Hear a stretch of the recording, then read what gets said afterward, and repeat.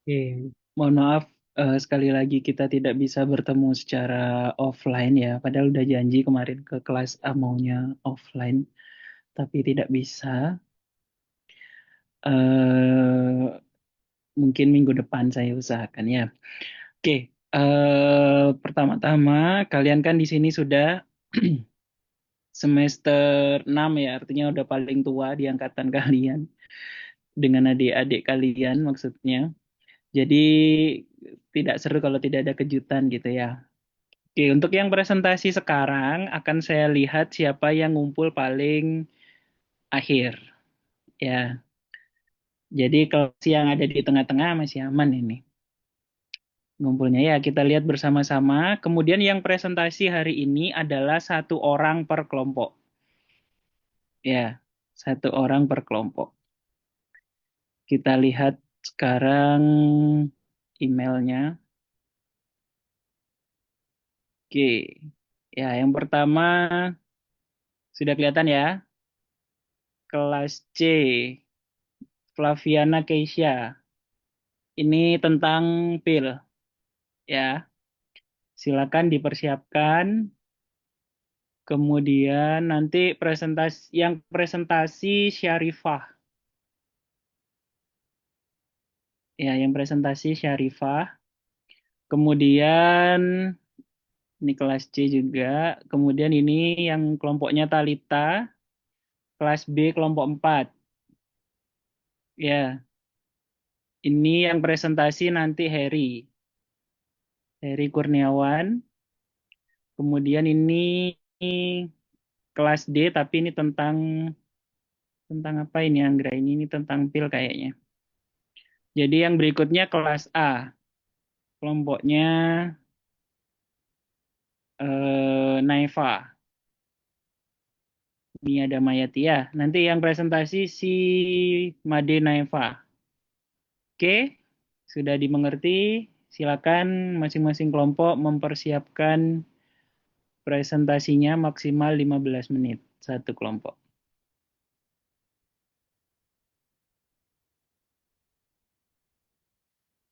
Silakan.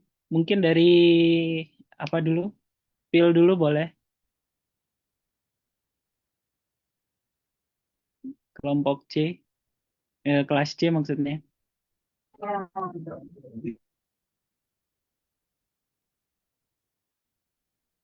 dok, sebentar ya, dok. Ya, silakan. Si Syarifah ya, yang presentasi only Syarifah. Oke, sambil mempersiapkan. Jadi ini belajar menjadi dokter ya teman-teman. Jadi harus siap di segala situasi apapun. Jadi harus siap pokoknya.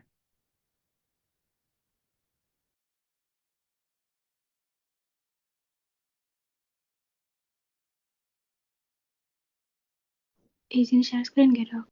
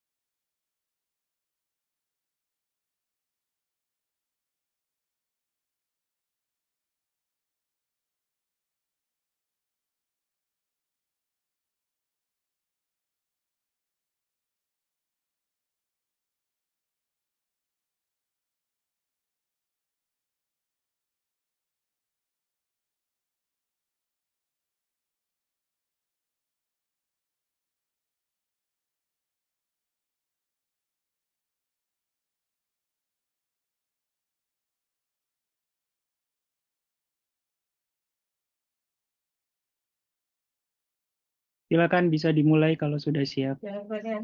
Baik, izin masuk dokter. Sebelumnya, selamat malam kepada Dokter Yuda sebagai pengampu mata kuliah farmasi veteriner, serta selamat malam kepada teman-teman yang sudah bergabung dalam Zoom pada malam hari ini. Pada kesempatan kali ini, kami dari kelompok F dari kelas C akan membahas mengenai plurae, granulae, dan bolus. Boleh di next slide.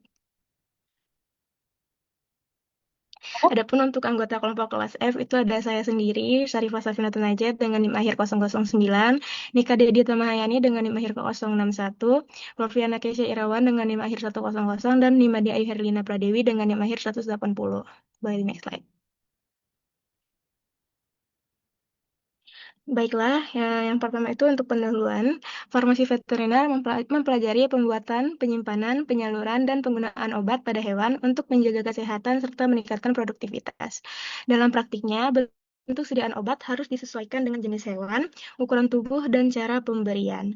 Beberapa sediaan yang digunakan yaitu pil atau pil kecil oral, granulae atau butiran yang dapat diberikan langsung atau dilarutkan, dan bolus atau tablet besar untuk ternak besar dengan dosis tinggi atau pelepasan bertahap. Pemilihan sediaan yang tepat penting untuk menjamin ketepatan dosis, kemudahan pemberian, dan keberhasilan terapi. Boleh next slide.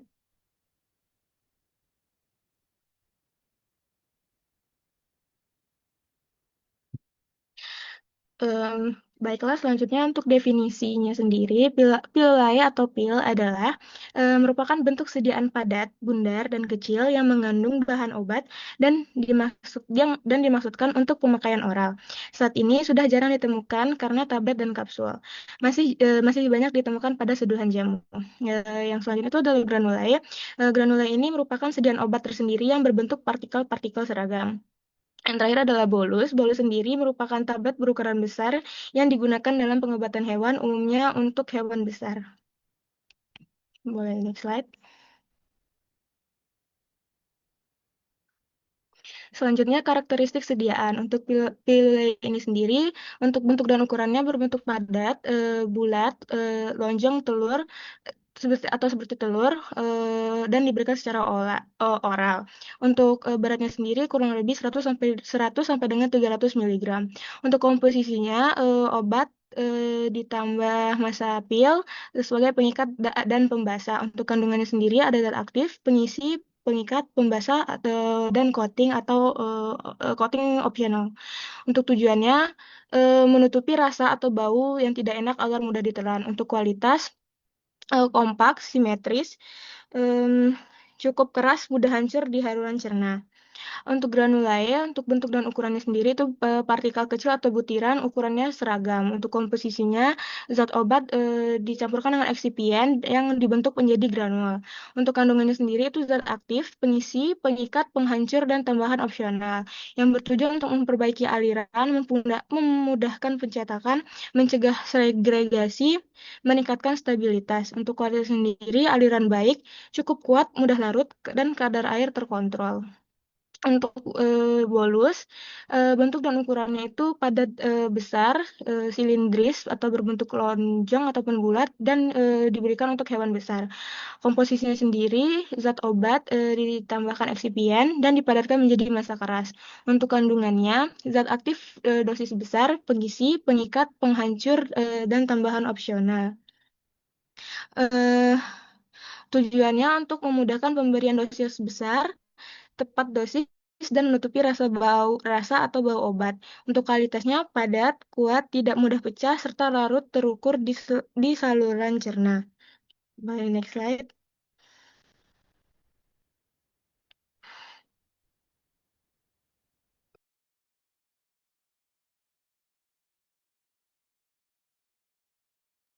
Untuk sifat fisik sediaan, pilae ini untuk wujud fisiknya massa padat, elastis, dan konsisten.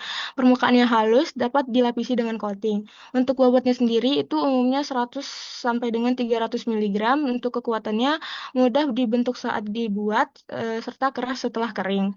Untuk granulae itu wujud fisiknya kumpulan butir kasar dari serbuk halus. Porositas itu berpori sehingga mudah larut. Sifat alirnya lebih baik daripada serbuk. Untuk ukuran partikel seragam untuk menjaga konsistensi dosis. Selanjutnya untuk bolus, untuk wujud fisik sangat besar dan masif atau mirip kapsul silinder. Dimensi panjang beberapa sentimeter, bobot dapat lebih dari 10 gram. Kepadatan tinggi dan sangat kompak, ketahanan itu kuat terhadap tekanan mekanisme saat pemberian.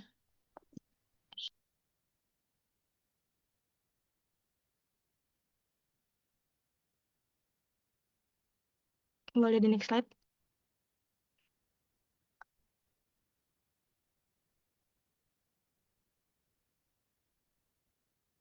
Untuk komposisi bahan itu secara umum, ketiganya memiliki zat aktif sebagai bahan utama yang berfungsi memberikan efek terapi. Pada pilulai itu, selain zat aktif, terdapat zat pengisi untuk menambah volume, zat pemikat untuk membentuk massa kompak, serta zat pembasah yang berfungsi membentuk massa plastis sehingga mudah dibentuk. Selain itu, digunakan juga zat penabur untuk mencegah lengket dan zat penyalut sebagai pelindung jika diperlukan. Pada granulae, komposisinya sedikit berbeda karena berbentuk eh, butiran. Selain zat aktif, terdapat zat pengisi untuk memperbaiki sifat alir, zat pengikat untuk membentuk granul, serta zat penghancur yang berfungsi mempercepat pelarutan. Ditambahkan juga zat pelicin untuk mengurangi gesekan saat proses pembuatan. Sedangkan pada bolus yang digunakan pada hewan besar, zat aktif diberikan dalam dosis besar, bahkan eh, bahan tambahan meliputi zat pengisi untuk menambah massa, zat pengikat untuk meningkatkan kekuatan, serta serta zat eh, serta zat penyalut jika diperlukan. Boleh next slide.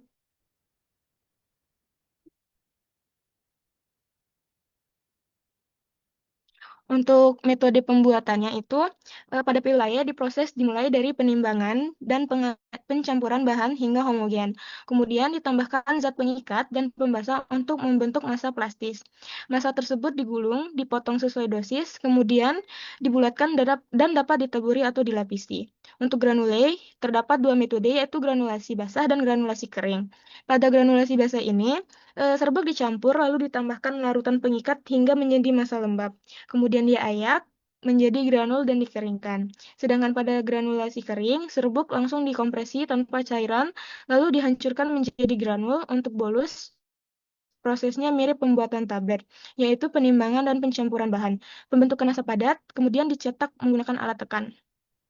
Setelah itu dikeringkan untuk meningkatkan kekuatan dan dapat dilakukan pelapisan jika diperlukan. Perbedaan utama metode ini terletak pada cara pembentukannya, di mana pilulai ini dibentuk manual, granulai melalui proses granulasi, dan bolus dicetak menggunakan tekanan. Boleh next slide.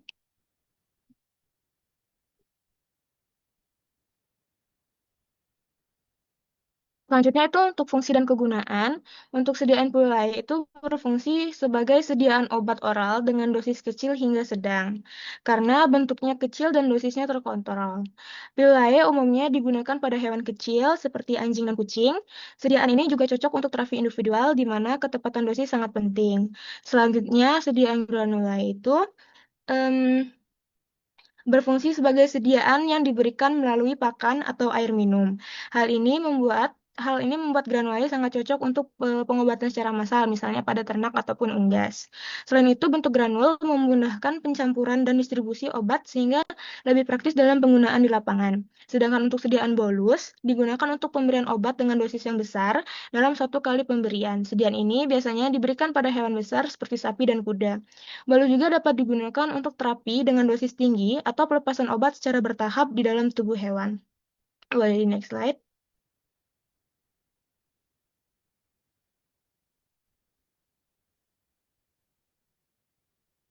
Selanjutnya untuk keunggulan dan kekurangan.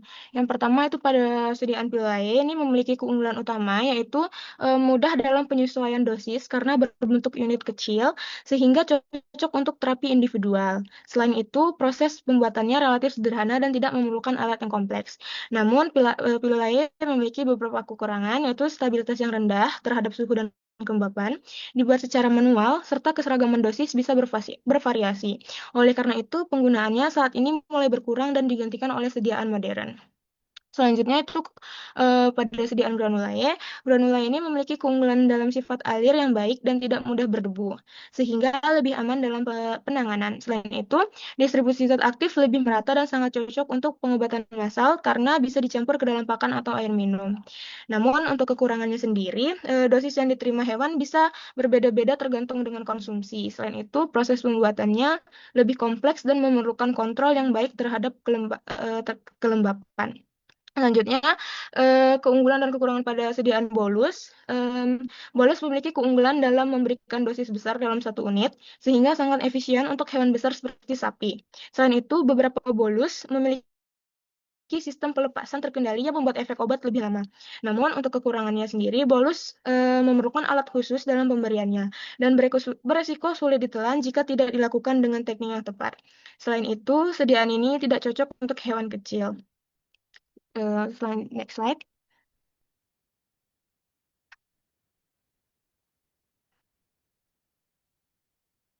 Yang selanjutnya adalah perbedaan dari ketiga sediaan obat.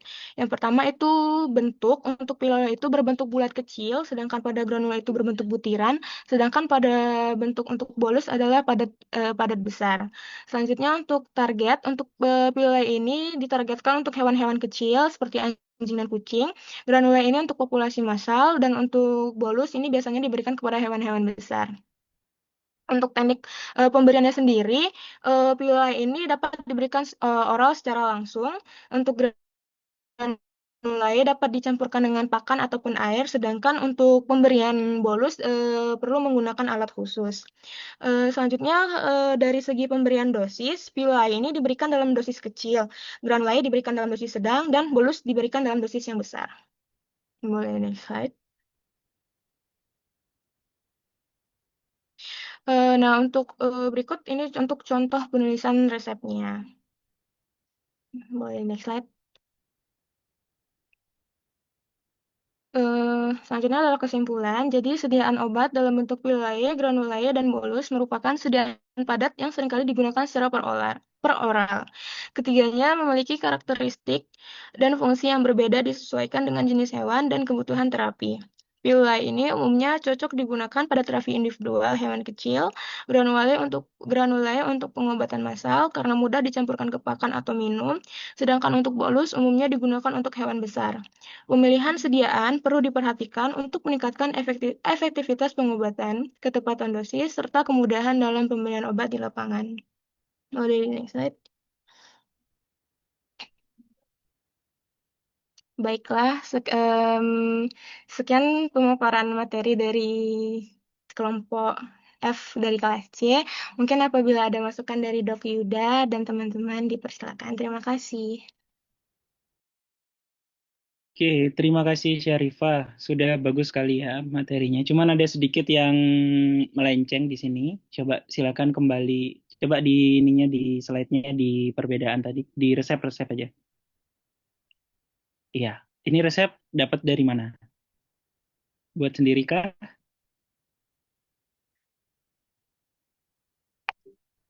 Halo? Buat sendiri, dokter. Buat sendiri, iya. Makanya di sini kurang tepat. Ya, jadi kalau misalnya kalian pil, penjelasannya tadi sudah benar, gitu. Cuman memang rata-rata teman-teman itu atau mahasiswa rancu antara pil sama granul. Jadi kalau pil itu memang dia ukurannya paling kecil sebenarnya. Bentuk sediaan obat padat itu yang paling kecil, cuman dia tidak terbagi gitu. Jadi dia rata-rata beratnya kurang dari 100 sampai 300 miligram. Nah, kalau misalnya granul itu kurang dari 100 miligram. Jadi ini kebalik sebenarnya. Ya, jadi nanti dibalik aja. Yang di resepnya pil itu adalah resep untuk membuat granul. Kemudian yang di resep di granul itu adalah untuk membuat pil. Coba dilihat itu komposisi dari miligramnya.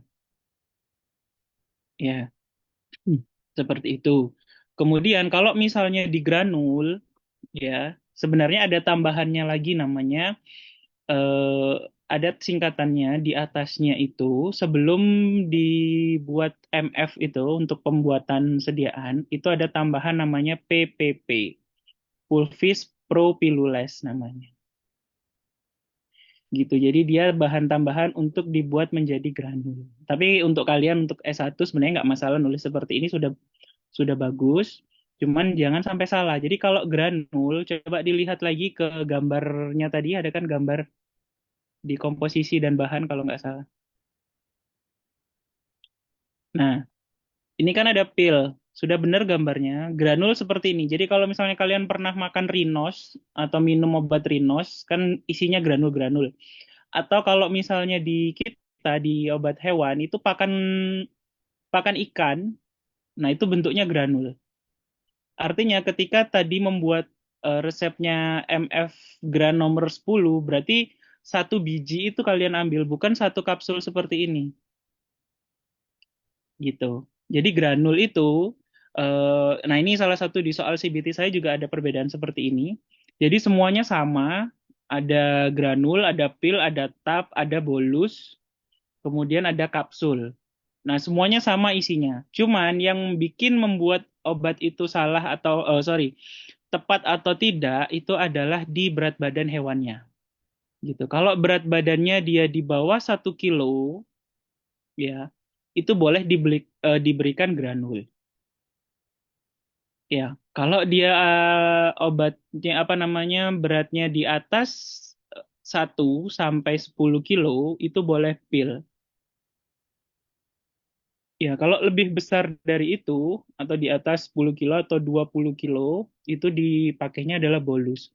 Jadi perbedaan tiga bahan ini, atau tiga bentuk sediaan ini, adalah dari ukurannya, teman-teman. Ya, jadi kalau misalnya ada resep ngobatin eh, ikan mas, misalnya kayak gitu, atau apa ya, ikan yang kecil, ikan Nemo misalnya kayak gitu, nah kalian nggak bisa pakai pil, tapi pakai granul. Gitu. Jadi kalau misalnya ada resep untuk ngobatin ikan, kemudian pilihannya sama, dilihat berat ikannya berapa. Kalau berat ikannya sangat kecil, berarti dia harus pakai granul, gitu. Ya, jadi jangan sampai tersesat. Contohnya misalnya paling gampang misalnya eh, jawaban A-nya R amoksisilin 100 miligram. Nah, di bawahnya MF pulv misalnya. DTD numero 10 PPP granul misalnya kayak gitu. Kan nanti akan jadi bentuk terakhirnya granul. Atau yang kedua adalah R amoksisilin F pil misalnya. Gitu. Jadi dia dibuat menjadi pil. Berarti kan sudah salah. Nggak mungkin kan sebuah atau seekor ikan yang beratnya cuma 10 gram misalnya atau beratnya cuma 5 gram minum pil yang beratnya 100 miligram. Gitu kan tidak mungkin. Jadi disesuaikan dengan, jadi nanti kalau misalnya jawab soal atau nanti diingat-ingat untuk koasnya, jadi disesuaikan dengan beratnya. Gitu ya. Kalau memang paling gampangnya ya akan jadi pulverized seperti minggu kemarin. Jadi pulverized bisa dibuat untuk kapan apa namanya berat berat berapa aja kan. Gitu. Tapi kalau penggunaan komposisi padat ukuran kecil atau padat kompak ya. Jadi pil, granul sama bolus ini adalah padat kompak yang memiliki daya ikat air yang cukup ringan. Gitu. Jadi dia tidak mudah terserap oleh air gitu. Nah, itu disesuaikan dengan berat badannya. Ya, kalau misalnya kalian ke sapi terus kalian buatkan granul ya dimarahin kalian sama apotekernya gitu. Ya, atau dikembalikan resepnya. Gitu. Ya, itu tambahannya sebagai catatan untuk kalian ya. Oke, terima kasih kelas C. Silakan dilanjut kelas B. Terima kasih dokter. Nanti akan kami revisi untuk PPT-nya dan papernya. Iya, thank you. Silakan kelas B.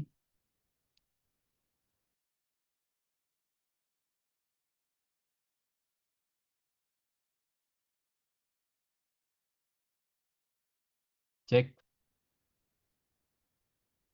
Baik, Assalamualaikum warahmatullahi wabarakatuh. Salam, Om Swastiastu, Namo Buddhaya, Salam Sejahtera bagi kita semua. Kami Saya dari kelompok B4 atau kelompok D akan mempresentasikan materi tablet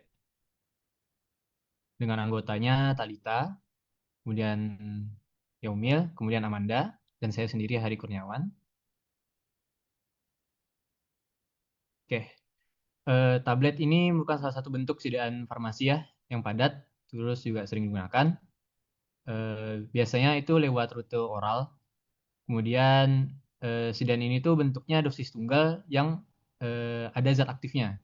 Kemudian baik dengan maupun tanpa penambahan eksipien dan dibuat melalui proses kompresi atau pencetakan.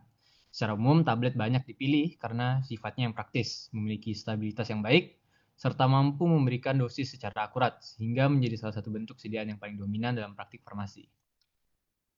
Untuk penggolongan obatnya itu ada 3 ya, yaitu berdasarkan rute pemberian, kemudian berdasarkan cara kerjanya, dan juga berdasarkan bentuk fisiknya. Untuk rute pemberian, itu seperti yang sudah disebutin di pendahuluan tadi, itu lewat oral. Nah, di oral itu juga dia ada yang sublingual dan juga implan, bolus. Kemudian untuk cara kerjanya itu ada yang immediate release, jadi langsung lepas segera. Kemudian lepas terkendali, jadi ada waktunya untuk dia dilepasin. Kemudian salut entrik. Nah, salut entrik ini dia dilapisi. Jadi tahan dari asam lambung. Kemudian berdasarkan bentuk fisiknya. Bentuk fisik itu ada yang uncoated tanpa salut, kemudian coated bersalut. Ya, dan bersalut ini juga dibagi ada yang gula, kemudian film. Kemudian ada yang kaplet dan juga tablet kunyah. Oke, next untuk komponen penyusunnya sama seperti obat yang di kelompok C tadi. Dia ada zat aktif, bahan pengisi, bahan pengikat, bahan penghancur, bahan pelicin, dan juga bahan pelapis. Oke, pertama tablet biasa, uncoated tablet atau yang tidak disalut. Untuk sediaan tabletnya, dia dibuat melalui proses gempa langsung. Nanti akan dijelaskan di bagian slide pembuatan. Kemudian tablet ini dia cocok untuk kondisi obat yang stabil untuk kondisi asam lambung. Contohnya itu kayak antibiotik atau obat cacing yang dalam bentuk tablet. Dapat dilihat pada gambar ya. Kemudian selanjutnya kotak tablet atau tablet yang dibalut salut. Tablet ini dilapisi dengan bahan tertentu untuk meningkatkan stabilitas, memperbaiki rasa, mengontrol pelepasan zat aktif. Seperti yang di awal tadi saya ada katakan, tablet ini dia ada yang salutnya itu dengan gula, sugar coated. Nah, fungsinya itu untuk menutupi rasa pahit. Kemudian tablet salut. Jadi dia menggunakan lapisan tipis polimer. Nah, ini lebih efisien dan stabil dibanding dengan salut gula. Kemudian salut entrik. Ini supaya tidak hancur di lambung, jadi dia tahan terhadap asam lambung, tapi larut di usus halus. Contohnya itu untuk obat yang non steroid. Nah, selanjutnya untuk tablet kunyah. Sediaan tablet kunyah ini dirancang untuk sesuai namanya dikunyah. Nah, sebelum ditelan. Kemudian diformulasikan biasanya dengan rasa seperti rasa daging atau keju sehingga hewan tuh lebih gampang untuk memakannya. Kemudian teksturnya juga lebih lunak, jadi hewan suka. Ya, contohnya itu ada obat anti parasit dan suplemen kayak Heartgard dan Nexgard. Ada di gambar ya. Ini ivermectin, obat anti parasit. Oke, ini tablet lepas lambat. Jadi seperti yang saya bilang tadi, jadi dia eh, fungsinya itu untuk melepaskan obat secara bertahap untuk jaga konsentrasi obat dalam darah tetap stabil rentang terapeutiknya. Nah, mekanismenya itu difusi, disolusi, kemudian baru dia osmosis dalam darah. Contoh obat dan cara pemberiannya itu kayak Theophylline IR. Digunakannya pada anjing untuk gangguan respirasi. Nah, dia bekerjanya itu pada sebagai bronkodilatator. Dan diberikan secara oral dalam bentuk tablet utuh tanpa dihancurkan agar pelepasan obat itu tetap bertahap. Nah, keuntungannya dari tablet ini itu frekuensi pemberian lebih jarang dan kadar obatnya stabil dan relevan untuk hewan yang sulit diberi obat. Selanjutnya itu tablet effervescent. Nah, tablet ini mengandung asam sitrat dan basa. Kemudian yang menghasilkan CO2 saat dilarutkan dalam air. Nah, untuk obat ini dia harus dilarutkan sebelum diberikan karena dia juga cepat terdisintegrasi dan meningkatkan absorpsi karena sudah berbentuk larutan. Nah, contoh obatnya itu kayak Lactadral, dia sebagai elektrolit untuk dehidrasi atau stres, kemudian elektrofit, dia sebagai vitamin, dan elektrolit untuk pemulihan dilarutkan dalam air, ya. Kemudian diberikan lewat minum untuk ternak atau diminumkan langsung secara oral untuk hewan kecil, hewan kesayangan. Keuntungannya dia cepat larut, cocok untuk hewan sulit minum obat, dan bisa diberikan massal melalui air minum.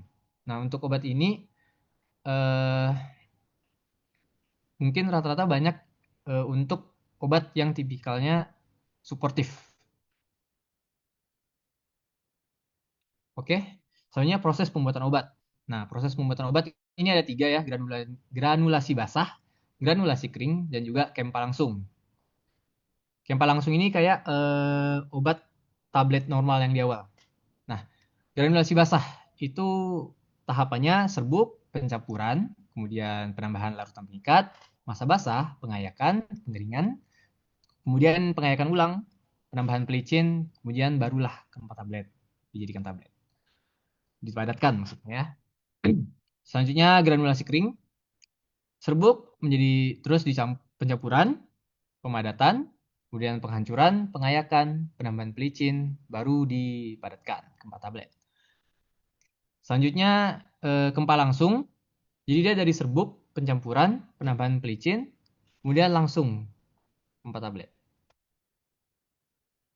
Nah, untuk perbandingannya antara kelebihan dan kekurangannya, untuk kelebihannya, granulasi basah itu memperbaiki sifat alir dan Ini dilewatin aja.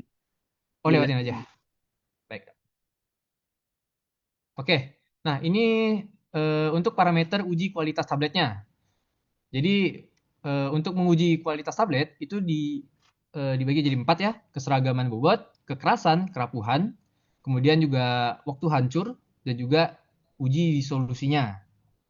Nah, untuk keseragaman bobot, kenapa harus seragam? Itu sebagai supaya akurasi dosis. Supaya dosisnya akurat. Sehingga bisa diperhitungkan. Kemudian untuk kekerasannya, ini ketahanan tekanan mekanis. Itu contohnya apabila ada kontraksi dari organ. Kemudian untuk kerapuhan, ini ketahanan akan gesekan dan guncangan. Seperti di dalam lambung misalnya. Kemudian waktu hancur, disintegration time. Ini durasi tablet menjadi partikel kecil sehingga diterima oleh tubuh, ya. Kemudian uji disolusi ini berhubungan dengan bioavailabilitasnya. Oke, next selanjutnya itu macam-macam gimana pemberian tablet pada hewan. Nah, itu pertama ada peeling, jadi langsung lewat oral ya, langsung posterior lidah diletakin tabletnya. Kemudian di dalam makanan, jadi disembunyikan di dalam makanannya pada saat hewannya makan. Kemudian peel gun, ini mirip seperti peeling tapi dia menggunakan alat. Jadi langsung ditembakkan gitu di posterior lidah juga. Kemudian untuk bolus gun, ini dia untuk hewan besar. Kemudian yang terakhir itu digerus atau dilarutkan. Ini untuk hewan yang sulit menelan tablet. Atau tablet-tablet seperti effervescent tadi. Selanjutnya untuk penyimpanan tablet,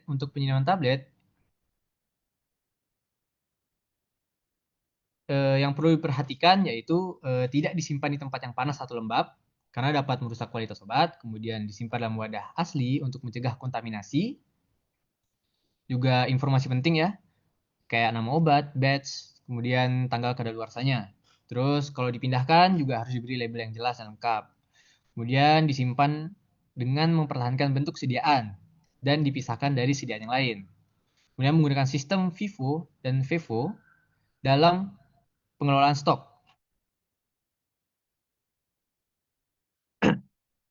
Nah, jadi untuk kesimpulannya, tablet itu merupakan sediaan padat utama dalam pengobatan veteriner karena praktis, stabil, dan memberikan dosis yang akurat. Sediaan ini diformulasikan ke dalam berbagai jenis, seperti tablet kunyah, salut, hingga bolus, untuk menyesuaikan dengan kondisi fisiologis berbagai spesies hewan.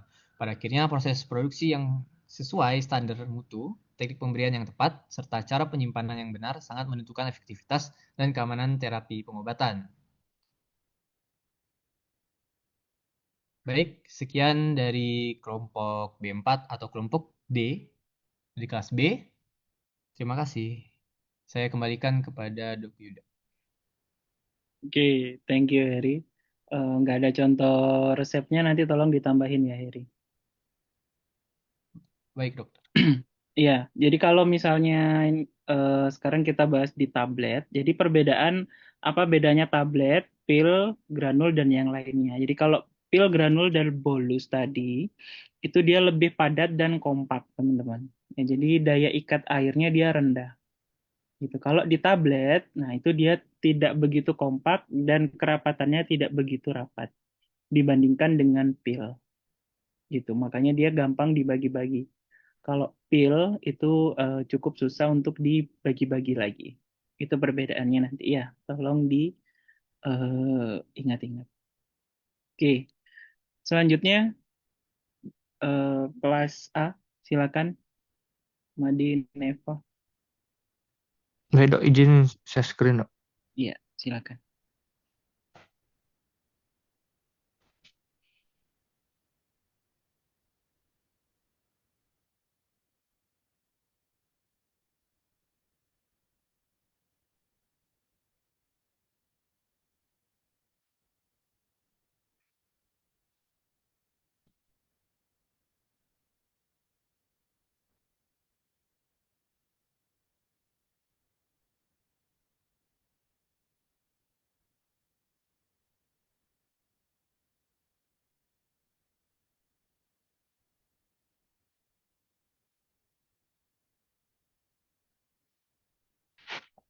Baik, selamat malam teman-teman dan dokter.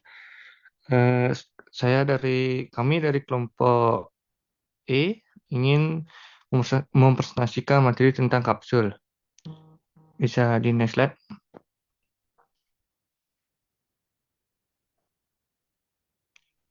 Sebelum lanjut, izinkan saya memperkenalkan diri kelompok saya. Yang pertama itu ada Niputumia Damayanti dengan name akhir 017. Yang kedua ada Arpriola Anta Paisa dengan name akhir 064 dan saya sendiri Melene Pangeripan dengan name akhir 164. Bisa di next slide.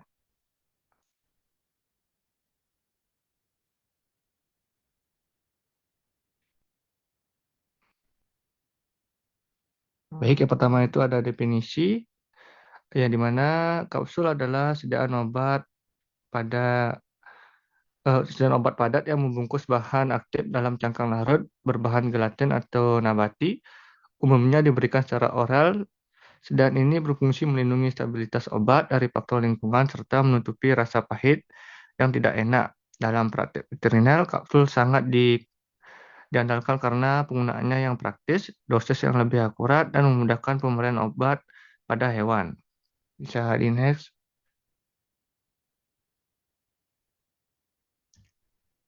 Adapun ada basis kapsul terdiri dari 4 komponen. Yang pertama itu ada gelatin, yang dimana bahan paling umum yang digunakan berasal dari hidrolisis kolagen hewan untuk membentuk cangkang kuat, elastis, dan mudah larut.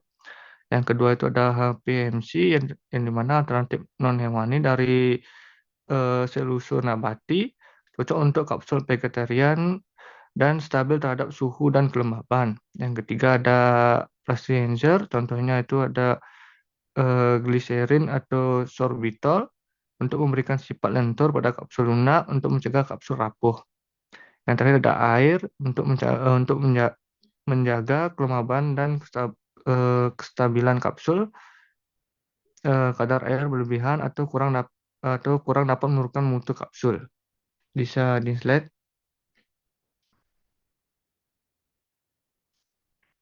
Baik, di sini ada berbagai fungsi kapsul. Yang pertama itu ada melindungi zat aktif, di mana melindungi obat dari faktor luar seperti udara, cahaya, dan kelembapan.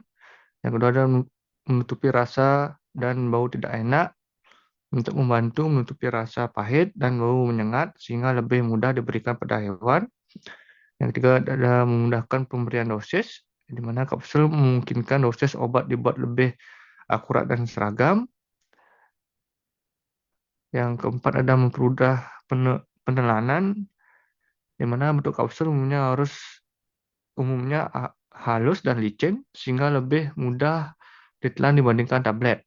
Yang keempat ada mengontrol pelepasan obat yang dimana terdapat kapsul dengan pelepasan segera maupun pelepasan terkendali untuk mempertahankan kadar obat dalam darah dalam jangka waktu tertentu. Yang terakhir adalah melindungi saluran pencernaan, yang mana beberapa kapsul dirancang tidak larut di lambung, melainkan larut di usus, sehingga dapat mengurangi resiko iritasi lambung. Bisa di next slide.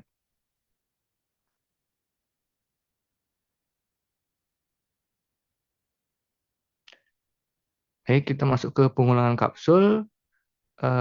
Dibagi berdasarkan jenis cangkang kapsul, dibagi menjadi dua, itu kapsul keras dan kapsul lunak. Kapsul keras terdiri dari dua bagian, yaitu ada badan dan tutup.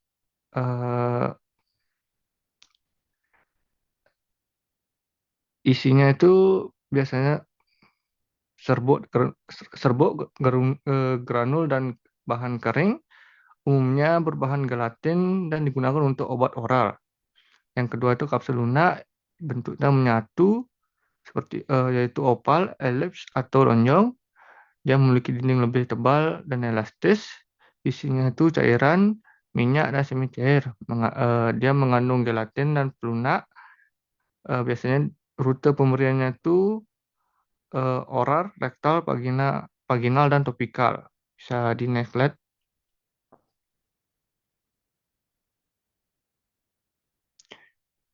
Yang kedua itu ada berdasarkan bahan penyusun cangkang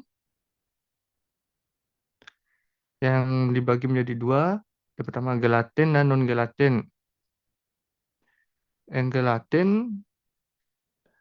berasal dari hidrolisis kolagen hewan, mudah larut dalam saluran pencernaan, paling umum digunakan di industri farmasi. Yang kedua itu ada non-gelatin, berasal dari bahan nabati, lebih stabil terhadap kelembapan dan suhu, alternatif non-hewani seperti vegetarian friendly. Bisa di next slide. Yang ketiga itu berdasarkan cara pelepasan obat. Dibagi menjadi tiga. Yang pertama pelepasan segera. Pelepasan segera itu larut cepat di lambung dan efeknya itu terapeutik cepat. Yang kedua ada pelepasan tertunda. Dia tidak larut di lambung, melainkan larut di usus halus, melindungi obat dan mencegah iritasi lambung. Yang ketiga itu pelepasan terkendali, di mana pelepasan bertahap, kadar obat dalam darah lebih stabil dan mengurangi frekuensi pemberian. Bisa di next slide. Yang keempat itu ada pengulangan berdasarkan ukuran. Ukuran kapsul standar manusia untuk hewan kecil terdiri dari ukuran 00 sampai 5. Semakin besar ukuran kapsul semakin kecil juga volumenya. Ukuran kapsul hewan ukuran 0,5 sampai 3. Biasanya hewan kecil misalnya anak kucing, burung, dan hewan eksotik. Dan ukuran 01 sampai 00 biasanya diberikan hewan lebih besar, misalnya anjing besar, contoh Great Dane. Yang B itu ada ukuran kapsul hewan untuk hewan besar. Untuk hewan besar terdiri dari ukuran 10 sampai 12. Ukurannya itu eh, besar hingga puluhan gram untuk rumenansia atau kuda diberikan dengan bolus gun. Biasanya diberikan dengan bolus gun. Bisa di next slide. Baik, selanjutnya ada farmakokinetik kapsul sebagai sediaan obat oral, di mana ilmu yang mempelajari perjalanan obat dalam tubuh meliputi proses absorpsi, distribusi, metabolisme, ekskresi, yang bisa disingkat dengan ADME. Adapun tahap-tahapnya, tahap pertama itu ada tahap disintegrasi, ya di mana setelah kapsul ditelan, cangkang gelatin atau HPMC akan menyerap cairan di lambung. Dia akan melunak lalu pecah sehingga melepaskan zat aktif. Proses ini biasanya lebih cepat dibanding tablet dan dipengaruhi oleh pH, suhu, komposisi cangkang, serta kondisi fisiologis tubuh. Bisa di next slide. Yang kedua itu ada tahap disolusi, yang dimana zat aktif yang telah dilepaskan kemudian larut dalam cairan gastrointestinal. Larut ini merupakan syarat utama agar obat dapat diserap. Kecepatannya dipengaruhi oleh ukuran partikel, bentuk kristal atau amorf larutan obat, serta ekspesien seperti diluent, lubrikan, dan surfaktan. Yang ketiga itu tahap absorpsi, di mana obat yang telah larut diserap terutama di usus halus seperti duodenum dan jejunum. Karena luas permukaan besar dan aliran darah tinggi, penyerapan terjadi melalui difusi pasif, difusi terfasilitasi, dan transport aktif atau endositosis, dan dipenuhi oleh pH, pKa, lipolisitas, serta interaksi dengan makanan atau obat lain. Berikutnya ada tahap distribusi, di mana setelah masuk ke sirkulasi sistemik, obat distribusikan ke jaringan tubuh. Proses ini dipengaruhi, bisa di next slide dulu.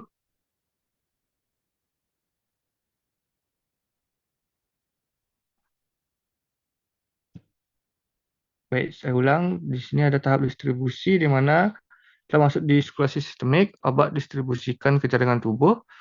Proses ini dipenuhi oleh aliran darah, ikatan protein plasma, misalnya albumin, serta sifat obat, lipofilic atau hidrofilik. Parameter pentingnya adalah volume distribusi. Selanjutnya ada tahap metabolisme, di mana obat dimetabolisme terutama di hati oleh enzim sitochrom untuk memudahkan eliminasi. Ada dua fase, di mana ada fase 1 yaitu oksidasi, reduksi, dan hidrolisis, dan fase 2 itu ada kujukasi. Proses ini fase metabolisme dapat menurunkan biopalabilitas obat. Bisa di next slide.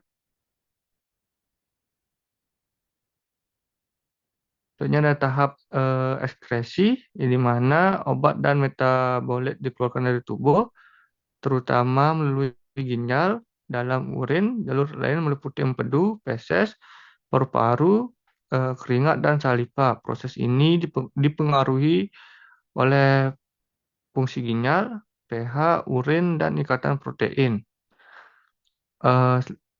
Selanjutnya ada kelebihan kapsul. Yang pertama itu ada menutupi rasa dan bau obat. Ini untuk meningkatkan kepatuhan pasien. Selanjutnya ada disintegrasi cepat untuk pelepasan obat lebih cepat.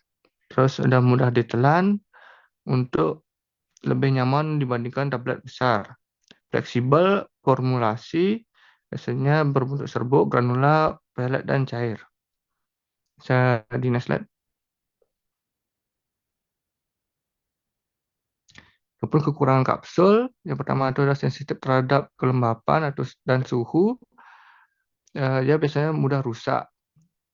Tidak cocok untuk zat hygroscopis, kapasitas terbatas, tidak ideal untuk dosis besar, sulit ditelan pada anak dan lansia tertentu. Biasanya biaya produksi lebih tinggi dibandingkan tablet sederhana. Bisa di next slide.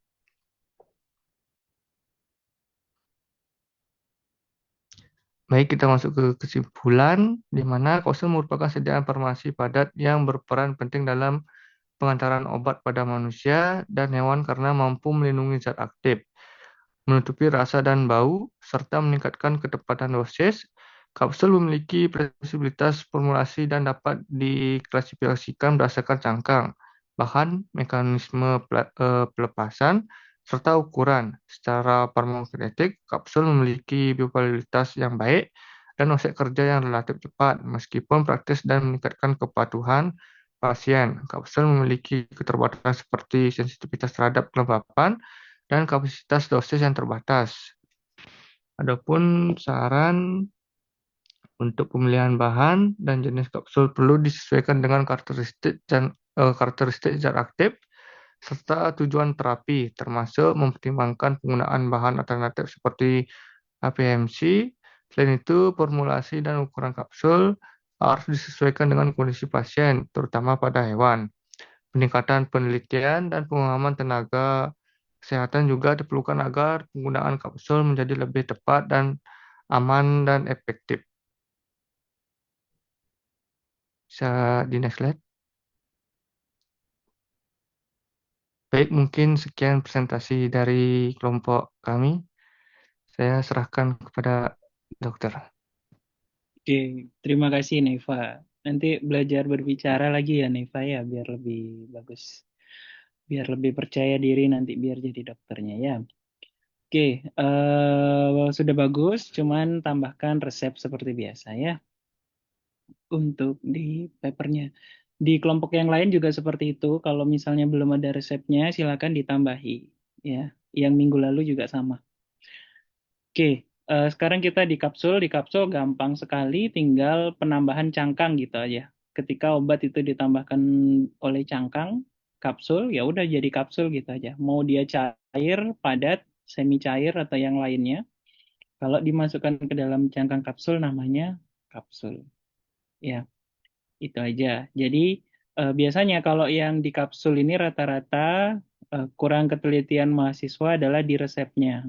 Ketika tidak ada tulisan Dain Caps, bawahnya tidak boleh ditambahkan caps. Atau ketika ada tulisan Dain Caps, di bawahnya wajib hukumnya signaturanya harus ada capsnya. Itu yang harus kalian teliti lagi. Mungkin sekarang kalian masih terngiang apa ya, hanya imajinasi gitu aja. Cuma nanti kalau udah ketemu soalnya mungkin baru sadar kesalahannya. Jadi tolong hati-hati nanti di sana. Ya, jadi biasanya untuk mempengaruhi bentuk sediaan itu adalah si kapsul ini. Oke, itu saja mungkin materi hari ini teman-teman. Untuk absensi, silakan yang tadi sudah saya kirimkan ke Korti, yang belum ada namanya atau belum ter-screenshot, silakan konfirmasi ke saya biar nanti saya masukkan nilainya untuk pertemuan hari ini. Begitu, itu saja. Ada yang ingin bertanya mungkin?